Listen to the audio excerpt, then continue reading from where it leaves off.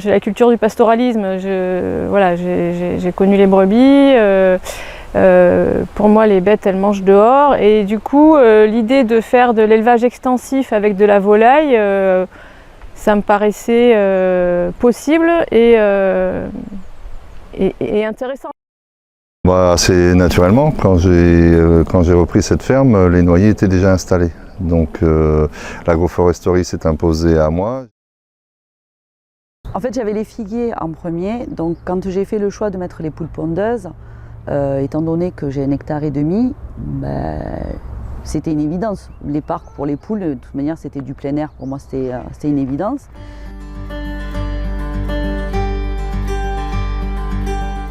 Mes oliviers sont sur des grandes restanques, donc ça délimite déjà des parcelles possibles pour des parcs à volailles.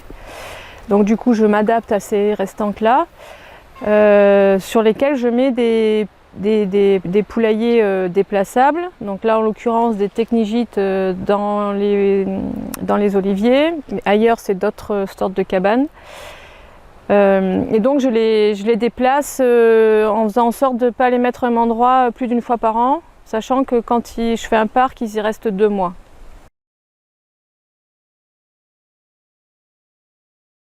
Alors très simplement, nous avons 2 parcs de 1000 m². Le bâtiment est divisé en 2 trappes, 2 portes. Donc tous les 6 mois, nous alternons en fonction de l'état du parc et pour limiter bien sûr la pression parasitaire sur le parc.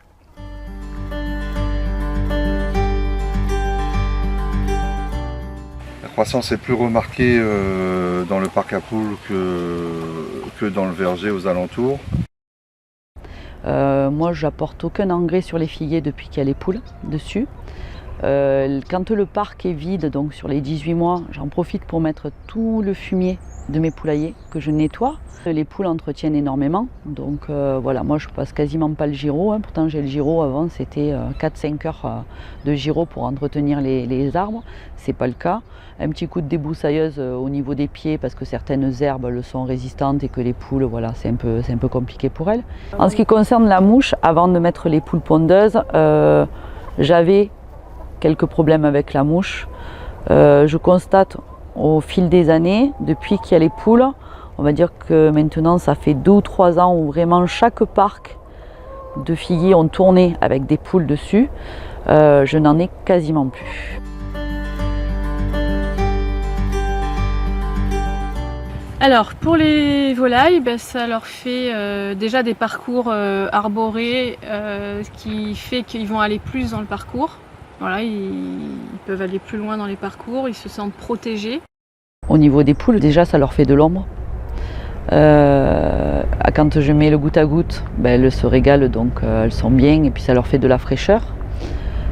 Et aussi pour les prédateurs, parce qu'elles peuvent se protéger, elles peuvent aller dessous et ça les protège bien des prédateurs.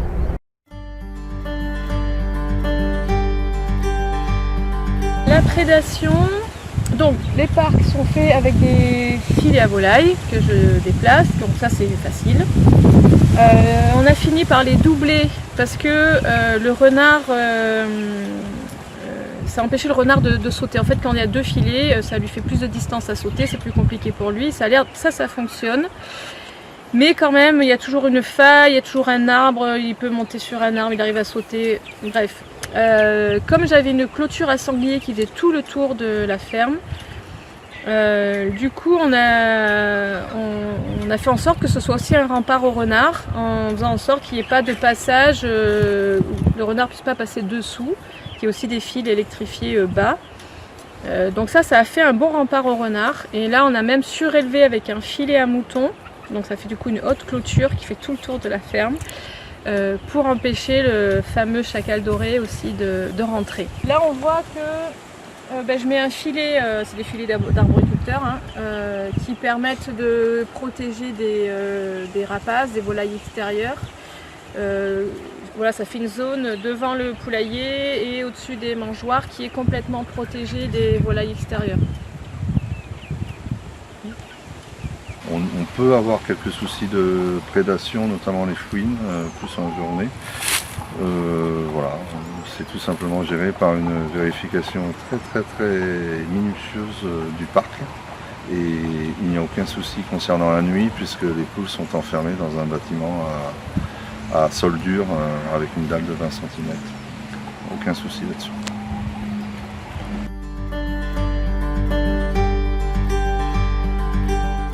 Les principales difficultés, maintenant je pense que c'est le fait de déplacer les poulaillers, de devoir à chaque fois déplacer les parcs, refaire les parcs, donc du coup débroussailler pour poser la clôture, déplacer les poulaillers, déplacer les abreuvoirs avec le système qui va avec, déplacer les mangeoires. Bon, c'est tout, à chaque fois c'est un petit chantier.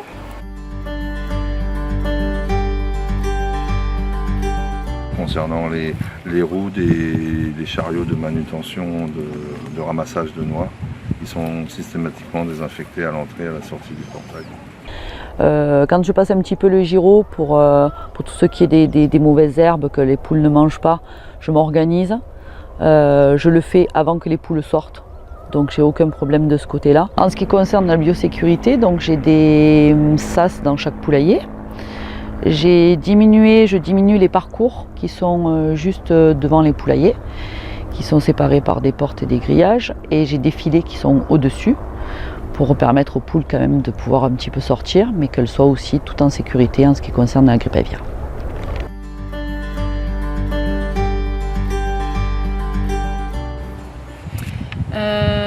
Quelqu'un qui veut se lancer dans l'association arboriculture, aviculture, moi je trouve que ça s'équilibre très bien, ça se complète très bien. Pour moi, c'est des systèmes qu'il faut développer. On a encore plein de choses à apprendre à ce niveau-là. Donc je dirais oui, il faut le faire. Il faut juste régler la question de la grippe aviaire. Alors agroforesterie ou pas agroforesterie, quand on veut faire de l'élevage sous arbre, le conseil c'est de venir voir très souvent ces poules. Voilà. C'est un vrai principe en bio. Alors si j'ai un conseil à donner, c'est de s'associer avec les poules tout simplement, parce que elles travaillent aussi énormément dessus les champs et elles m'aident vachement quoi.